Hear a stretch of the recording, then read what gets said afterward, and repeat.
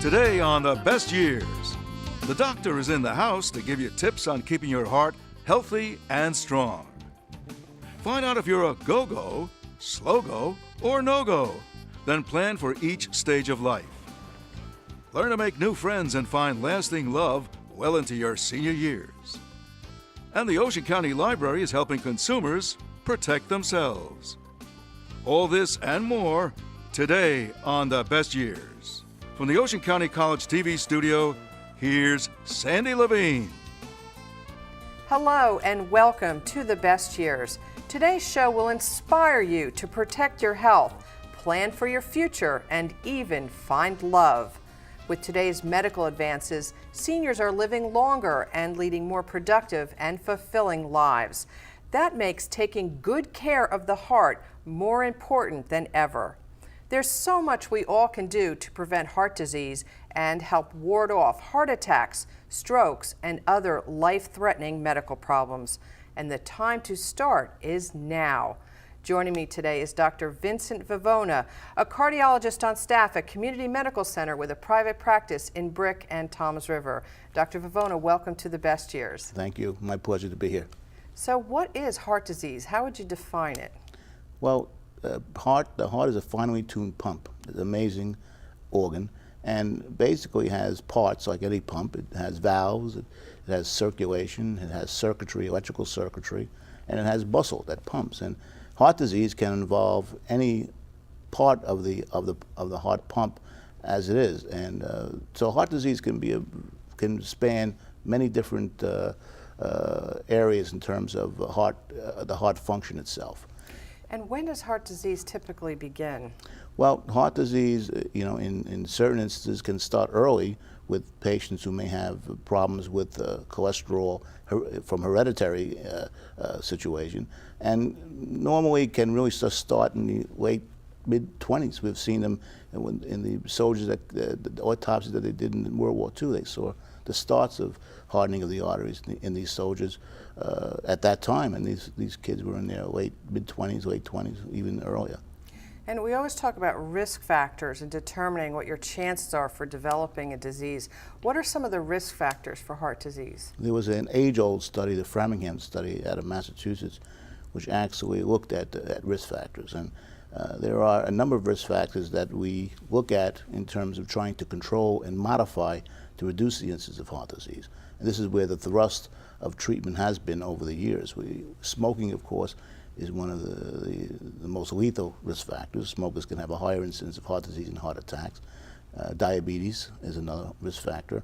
Family history, very strong risk factor that you really can't do anything about because you inherit what you inherit, unfortunately. High cholesterol, high triglycerides, we call these the dyslipidemias, and these problems, if not gone untreated, can cause progression of disease within the vessels of the heart itself. Of course, lack of exercise is another risk factor that way, and excessive obesity, yes. So we've heard the risk factors. There are a lot of things people can do to try to reduce the problems associated with getting heart disease. What are some things people can obviously do right away? Well, the amazing thing is that we initially had concentrated on the younger population in terms of the risk factor modification. Obviously, you stop smoking, get diagnosed early for hypertension, which is another risk factor that I failed to mention, looking at getting diagnosed with diabetes. These are diseases. This is why it's important that you have routine physicals every so often with your primary care physician, so that if these risk factors are identified, they can be treated. But now, with longevity becoming a major factor in the American public, we have people living longer.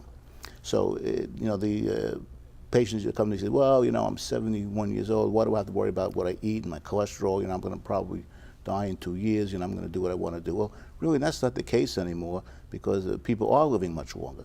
So emphasis on behavior modification in terms of the risk factors is very important, even in the elderly, because we expect them to have a much longer lifespan than they've had in the past. And a lot of this is really corrective in the sense that the smoking is something that you have to stop. Diabetes has to be identified. High blood pressure has to be identified. high cholesterol and triglycerides have to be identified. And these really are not identified unless you see a private doctor and get a good physical examination. Once a risk factor has been identified, we have dietary control for diabetes and the high cholesterol. We have very effective medications for both if they're needed to control this. And medications do help in this instance. Of course, in the elderly, we have to be a little bit more careful because they can have more reactions to certain medications, but not necessarily preclude them from using these medications. And of course, exercising, Exercising, losing and actually, the American Heart Association, you don't have to really run in the Olympics. Something that's consistent 4 days a week is really important. Consistency, not intensity, is really what I tell my patients. If you can get a program, maybe an hour a day. Even just walking? I tell them walking's the best. The English had it right with the morning constitutional. But the walking is good. If you could do that for 40 minutes, pick a determined distance, walk that same path, that's very good for cardiovascular function. And what about people who have heart disease? What are some of the advances for treating them? Well, patients who have been identified with heart disease, there's the acute presentation, those who may present to the emergency room with a heart attack in progress. And of course, those that have been identified with angina, which is the chronic side. And again, this is really just going onto the circulatory part of the heart. Acute, we have now angioplasty and stenting, which we can do at community medical center. We can do that on an emergent basis, primary, they call that primary angioplasty. Or we can also do it now on an elective basis. We're participating in a Seaport program, which is actually a trial study, which is going to be lasting over several years, to see if community hospitals can successfully handle elective angioplasty and stenting. And so far, our program has been doing very well, a very successful program. We have very competent interventionalists at our hospital. And Dr. Vivona, if you had to name just one thing, the most important thing people can do, say they're not a smoker, but what is the one thing you would identify for helping to prevent heart disease? Exercise. Exercise, okay. Here we heard it from Dr. Vivona. We all have to get out and do more walking. Thank you so much for being with me on The Best Years today. Thank you for having me. It's been a pleasure. Thank you. Now, if you'd like to learn more about heart disease, visit St. Barnabas Healthcare online at stbarnabas.com and click on hospitals for a list of medical facilities in your area, including Community Medical Center. You can also visit Dr. Vivona's website at brickcardio.com or call Brick Cardiovascular Specialists at 732-458-5744.